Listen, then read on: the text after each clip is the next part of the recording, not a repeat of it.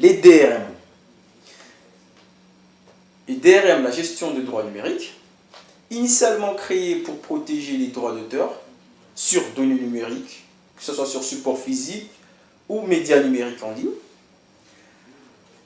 suivi le 30 juin 2006 d'une loi, date d'ici, loi relative aux droits d'auteur et aux droits voisins dans la société de l'information.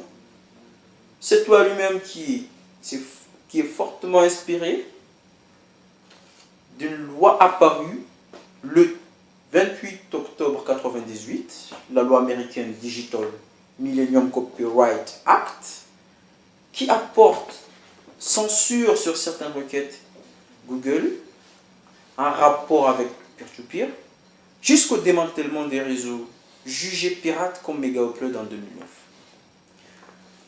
Ceci ne fait pas que des heureux, car plusieurs manifestations sont apparues pour militer contre les DRM, leur prolifération. De l'Australie en France, dont les pionniers sont l'association April pour promouvoir et défendre le logiciel libre, ce qui a suscité un débat et amené à réfléchir les législateurs, d'où les arrêts, l'arrêt Mulholland Drive, qui contourne le droit d'auteur, dans le cadre familial, parodique, et une courte citation, appuyée par l'arrêt Phil Collins, qui précise le fait que ce n'est pas un droit à la copie privée, mais juste une exception. Donc on est toujours passible de poursuites judiciaires. Voyant la complexité de ces lois, en 2009, une loi plus générale a vu le jour pour contrôler et réprimander une personne coupable du piratage en France, dont la première condamnation fut en 2013 d'un abonné de 28 ans qui s'est vu écoper d'une amende de 800 € avec sursis.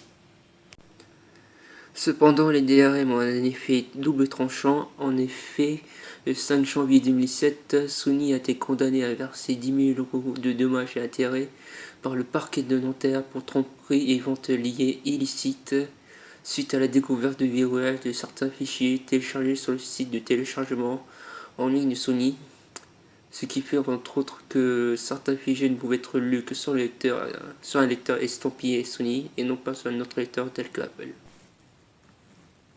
J'en conclus que toute personne possédant un abonnement chez un fournisseur d'accès Internet se voit être surveillée tous ses. Puisque j'ai mon droit à la consommation élaboré depuis les années 70, cette consommation forcée fait atteinte à ma liberté. Une éventuelle solution serait une création de licence.